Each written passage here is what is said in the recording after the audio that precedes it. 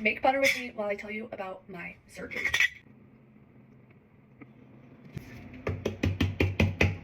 Oh, freak. I didn't let this sit out and warm up. Okay, I'm back. I'm sure you noticed I've been out of commission for like 2 weeks, and I had to get my tonsils removed back in October. I got sick like the first week and just had a sore throat, and I thought it was kind of like a fall, winter, like cold. And so I didn't think very much of it, and I like lost my voice, but then it got better, but it like never went away. I decided to go to the doctor just because I had like a sore throat and I wanted to make sure I was fine. They did like a bunch of tests on me. They took my blood. They did like strep and COVID, like all those tests, and like nothing was wrong. I didn't have any symptoms. Like I didn't have fever. I wasn't stuffed up really. I just had a really bad sore throat. And so they were like, you might have allergies, but nothing really came of that. And so they wanted to check my thyroid to see if something was wrong with that. I went and got my thyroid checked, and I had to get like an ultrasound, do blood work. And I really wanted them to give me like the sheet of like ultrasound prints, because I thought that would be funny to have an ultrasound like on my fridge, but it's my thyroid. And they didn't give it to me, which I was disappointed in. I went back to the doctor to see what the results were, and he was like, nothing really happened. It looks pretty normal. I still had a sore throat, like it was not getting better at all.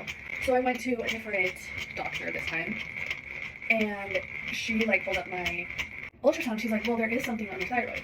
She's like, nothing really, but like it does look like there could be an issue. I found out I had Hashimoto's, so I went to a thyroid doctor, and he was super nice, but he was like, honestly, you just caught it by chance. Like you happen to have a sore throat and you happen to check it. Like I was like feeling better, but I still like had that little tickle in the back of my throat. At the beginning of April, like the sore throat came so strong, and it was like I had a little tingle, but it wasn't that bad through March. But then in April it was like so strong. I was like, okay, this is like horrible. I'm done with this. I googled. I used ChatGPT to diagnose myself. I did all the googling, and I was like, okay, it might be something with my tonsils. But the only issue is every time I've been to a doctor, they had ruled out my tonsils because they said they're so small, like we can't even see them in your mouth. Like you open your mouth, we don't see them.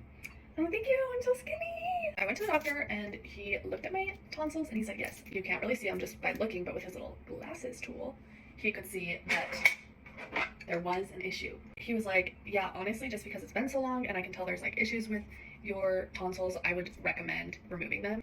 And so I'm talking to him about it, and he's like, yeah, it will be like a 2-week long recovery. Like, okay, like when can I go back to work? And he literally looks at me, he goes, you won't be able to talk for 2 weeks. I was like, oh, cool. Honestly, I don't remember anything. I got changed, they knocked me out, I woke up, and I was like so annoyed. I was just so annoyed at all the nurses, like everything they were doing was wrong. I was like rolling my eyes at them, and I was like telling him like, I don't trust these people, you gotta get me out of here. We went home, I fell asleep, and basically sat there and slept on the couch for 2 weeks straight. Literally could not talk, couldn't swallow, couldn't eat. But that is my surgery story, and this is my butter.